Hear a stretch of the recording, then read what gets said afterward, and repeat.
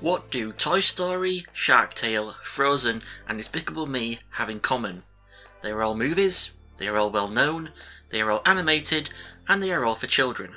Now what do Rick and Morty, Invincible, The Simpsons, which somehow is still going, and Futurama, which somehow keeps coming back, have in common? They are all shows, they are all well known, they are all animated, and they are all for adults. Now the key words here aren't children and adult, the key words here are show and movie, because as well as being able to name a lot of well-known animated children's movies, I can also name a lot of well-known animated children's shows. The well-known animated shows for adults I mentioned before were just off the top of my head. I know there are many others like American Dad and King of the Hill. Also for this video, get hentai and anime out of your head. I am not referring to them when I say adult animated shows and movies. I don't know enough about the Japanese film industry in regards to all their animated media made for adult audiences for me to comment on that. In this video, I'm just referring to Western media. What I can't name off the top of my head though are any well-known adult animated movies besides Final Fantasy The Spirits Within, which is well known for not being good, and that's an opinion people are allowed to have even if it's wrong. You want to fight me on this? You're going to have to fight Max Caulfield too, and she can reverse time to beat your ass, so good luck. Seriously though, how many well-known, non-anime, animated movies for adults can you name without doing research? Put your answers in the comments please, I really want to know. I knew Starship Troopers had live-action sequel movies, but it wasn't until I searched for Starship Troopers on Wikipedia that I found out about the two animated sequels, which are just as nude and gory as the live-action ones, and in Traitor of Mars they even got Casper Van Dien and Dina Meyer back to voice Rico and Dizzy. Actually, as I'm writing this, another adult animated movie has just come back to me. Beowulf.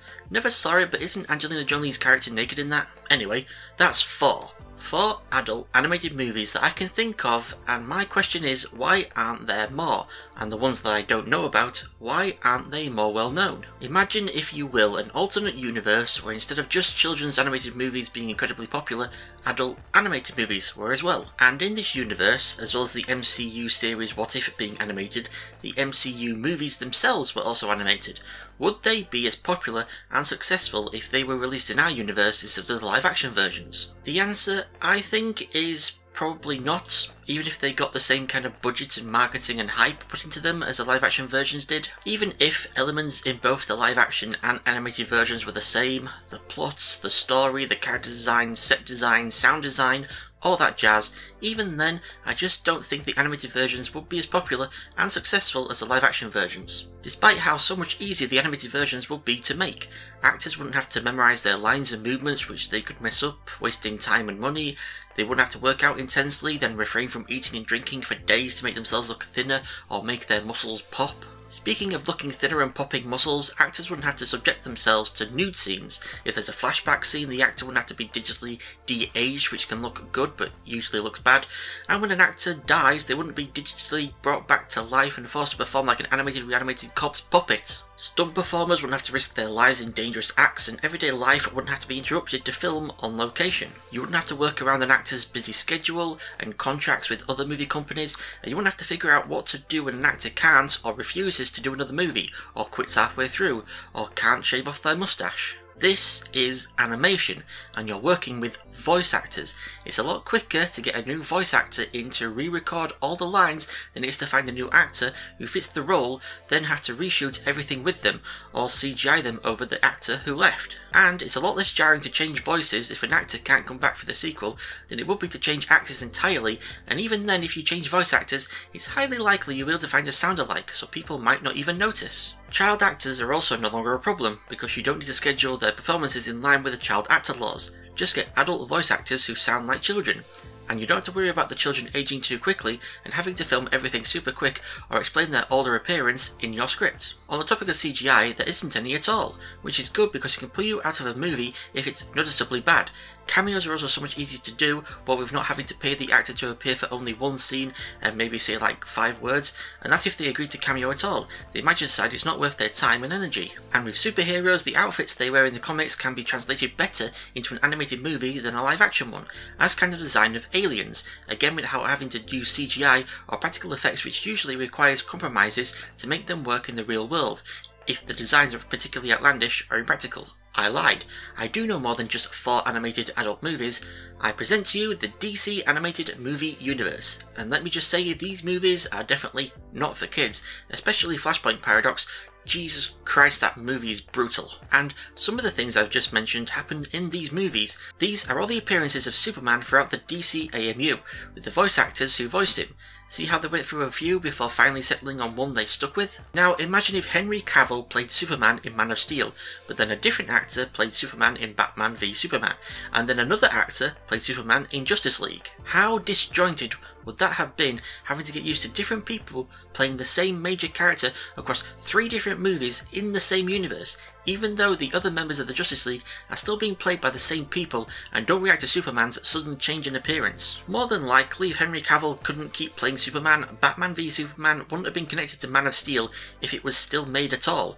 But with animation, you can easily get away with the voice actor change. At the end of Justice League War, Ocean Master makes a cameo appearance, but rather than finding a new person to voice him for this short scene, they just got Darkseid's voice actor to also voice Ocean Master for now, and then get a new voice actor for his bigger appearance in Justice League Throne of Atlantis. You can't do this as unutterably in live action. Imagine in Iron Man, Terrence Howard both played Rhodey and then appeared as Nick Fury in a post-credits scene cameo.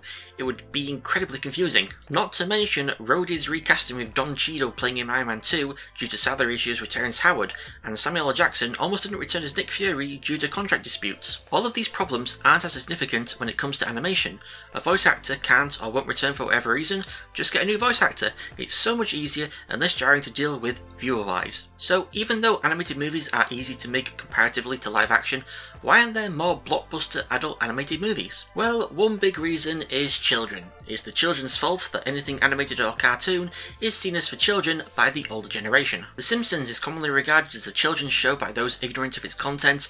These people also think Rick and Morty is a children's show, and even categorise the entirety of anime as being for children just because it's animated, and Dragon Ball Z and Yu-Gi-Oh! Aired on Cartoon Network back in the day. Tiffany Mann, a certified child life specialist at Providence Health and Services, says cartoons are characterised by vibrant colours, varied degrees of movements, simple themes or messages for children to understand, shorter duration, varied sounds and other stimuli that interest children. Children are pulled in as cartoons explore developmentally appropriate themes like kindness, being a good friend, resilience, what to do when scared, and so on, or build off of the vast imagination of children, such as being a doctor or a princess, flying an aeroplane, or going to space. All of this is easier to make via animation than live action, which is why the vast majority of children's shows and movies are animated, contributing to the widespread belief that animation equals for children. And in cases where children's shows are not animated, such as Sesame Street and Lazy Town, most if not all of the characters are puppets, or people in suits who can be controlled by anyone, and who can be voiced by anyone who's good at sound-alike voice acting. And children's shows where all the characters are live-action humans are actually more geared towards teens and can usually be watched and enjoyed by adults as well. Another reason why there aren't more blockbuster adult animated movies is that people generally just prefer watching actual humans acting rather than animated characters. Part of this is how people don't think animated characters are realistic enough or able to convey emotions effectively compared to real people. Like as the Burger Creek says in his video 26-year-old man watches Avatar for the first time. That may sound like a rather tepid endorsement, but do consider that I absolutely despise animation. I wonder constantly why this is, because apparently so many cool things are animation. And my current theory is that it's the little dissonance in how human emotions are portrayed. When you have any kind of animation, there is always a certain loss of fidelity because you don't have the 42 facial muscles that actors use to express realistic human emotion. Animating those would be a crazy thing that crazy people do. And of course, because of the stylization that happens, the face shapes and body shapes of people are often unrealistic to a highly extreme degree. And in order to make sure that doesn't look weird, you need to use representative body language as opposed to actual direct body language that would be the way that a normal human being with all the facial muscles and a regular body shape would act. And you also need to exaggerate that body language and those facial expressions in order to convey the emotions that you're trying to convey in a manner that is unambiguous. That being said, I have heard the opposite opinion, that people prefer animated characters not being able to show the same amount of emotion as live action, since the viewer can more easily project their own emotions onto the animated character. And by the way, go subscribe to the Burger Krieg. He does amazing videos on so many different topics. I absolutely love his Shadowrun lore, interesting lies and system agnostic classes, videos especially, plus he also has a kick-ass beard. Conversely, another part of people preferring live action over animated is when the animated characters are made too realistic looking, which can freak viewers out. The term for this is one you've most likely heard before, Uncanny Valley. And this all started with, once again, Final Fantasy The Spirits Within, which was the first photorealistic computer animated feature film which got negative reviews due to how lifelike its characters looked. I myself don't experience the feelings of revulsion that comes with Uncanny Valley characters, but that might just be because I grew up watching animated shows and movies and playing video games that constantly strive for more realistic graphics. Also, watching a live action person performing a dangerous stunt or an intense emotional scene or a long unedited take is more impressive than it happening in an animated movie. You wouldn't have people like Jackie Chan making a name for themselves with performing all of their own stunts. You wouldn't have the captivating and emotional acting between Leonardo DiCaprio and Kate Winslet in Titanic, and you wouldn't have the impressive long takes that make up the movie 1917. We could still get funny improvisations from the voice actors, but physical improvisation goes right out the window, so we wouldn't have the Thor hanging up Mjolnir in Thor the Dark World, or Tony Stark telling Peter Parker to move his leg in Captain America Civil War. Another reason why there aren't blockbuster adult animated movies is just old habits die hard. Live action is just older than animation, and I don't just mean in terms of movies and TV shows. I'm talking about plays and performances dating back thousands of years. Hell, even a caveman acting something out for other cavemen counts. Couple that with what's considered the first ever animated cartoon ever made, Phantasmagoria in 1908, being a wild trip of a cartoon with a clown main character and so many things morphing into other things. Just add some colour and put a catchy song to it, and you have the first ever children's cartoon. And probably the biggest reason we don't have more blockbuster adult animated movies is Hollywood, and the money involved in working in Hollywood. On the one hand, many of the jobs needed to be filled for live action movies don't even exist when working an animated one, so that's less people needing to be paid, but that's only because those people don't have a job to go to. And there'll be less hype for animated movie releases as well, since it's the characters that are the stars, not the voice actors. You can't have them make public appearances or give interviews without a constant reminder of who they voice. Best workaround to this would be for the actual animated characters of the movies to be interviewed with the voice actors in character answering the questions. Award shows would be quite different as well, an audience of unrecognisable faces, and when a voice actor wins an award, instead of going up on stage, either a pre-recorded video of the character accepting the award plays, or the VA goes backstage to sit in front of a microphone and camera and a VTuber version of their character acts on screen. And that's if the interviews and award shows take place in the real world at all. They too could also be completely animated. Those are just the big reasons I could think of regarding why people prefer live action over animation. If you can think of any more, please put them in the comments below. I do wish we lived in a universe where blockbuster adult animated movies were more mainstream, where a film such as Who Framed Roger Rabbit was instead an animated movie with live action incorporated into it, rather than a live action movie with animation incorporated into it as it is in our universe. With more animated TV shows being made targeted towards adults and being incredibly successful and popular,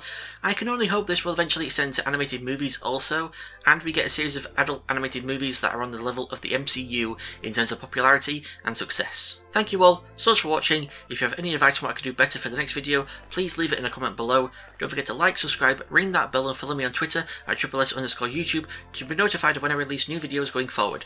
Thank you again for watching, and I'll see you all next time. Goodbye.